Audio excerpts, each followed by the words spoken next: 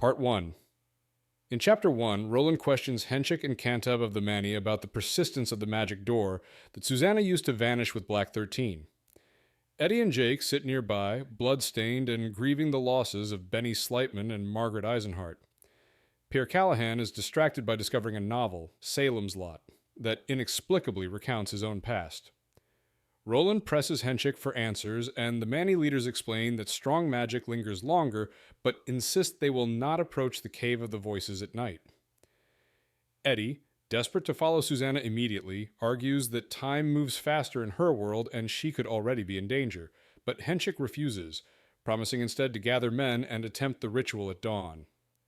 Roland tries to calm Eddie, suggesting Susannah may still endure as a gunslinger despite Mia's control, and warns that unless Susannah and Mia cooperate, both could perish.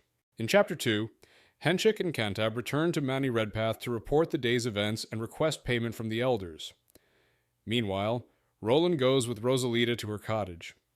Inside, he notices the ruined privy where the remains of Andy the messenger robot stand like a broken sentinel.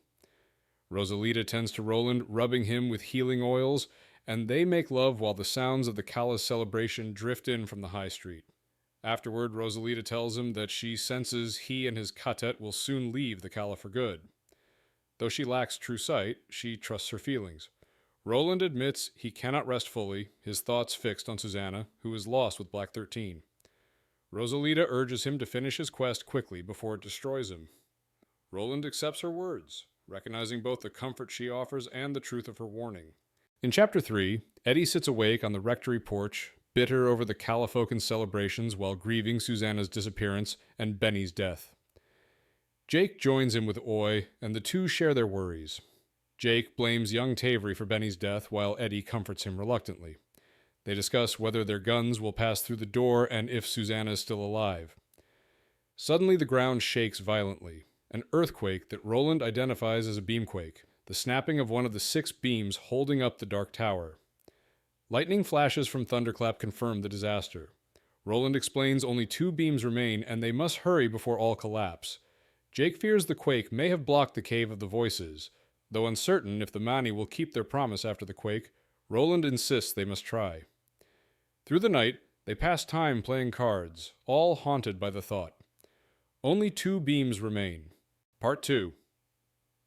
In Chapter 1, Henchik arrives at the town common with 40 Manny men instead of the promised number, insisting it should be enough to attempt opening the unfound door, even without the dark glass.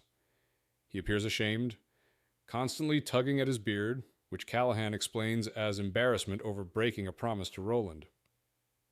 The group sets out eastward in wagons, with Henchik riding alone on a peculiar 2-wheeled fly drawn by albino asses. During the journey, Callahan tricks Jake into admitting Susannah is still alive, though Jake warns against speaking of her. He fears something, perhaps tied to the Crimson King's red eye, maybe listening and searching for her. Jake resents Callahan's manipulation, and makes him promise not to do it again. Silently, Roland and Eddie ride alongside, prepared for departure from the Kala.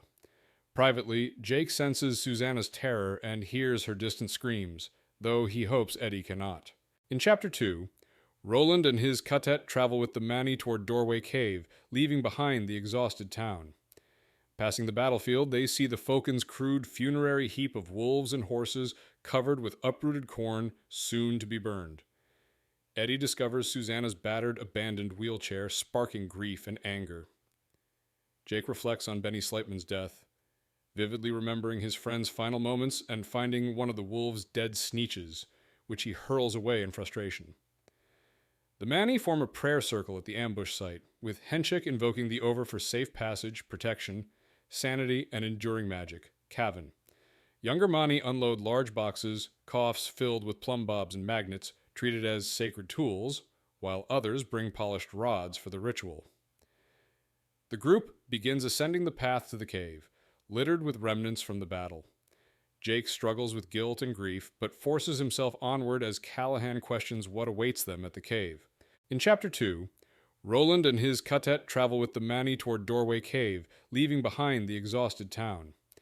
Passing the battlefield, they see the Fokin's crude funerary heap of wolves and horses covered with uprooted corn, soon to be burned. Eddie discovers Susannah's battered, abandoned wheelchair, sparking grief and anger. Jake reflects on Benny Sleipman's death, vividly remembering his friend's final moments and finding one of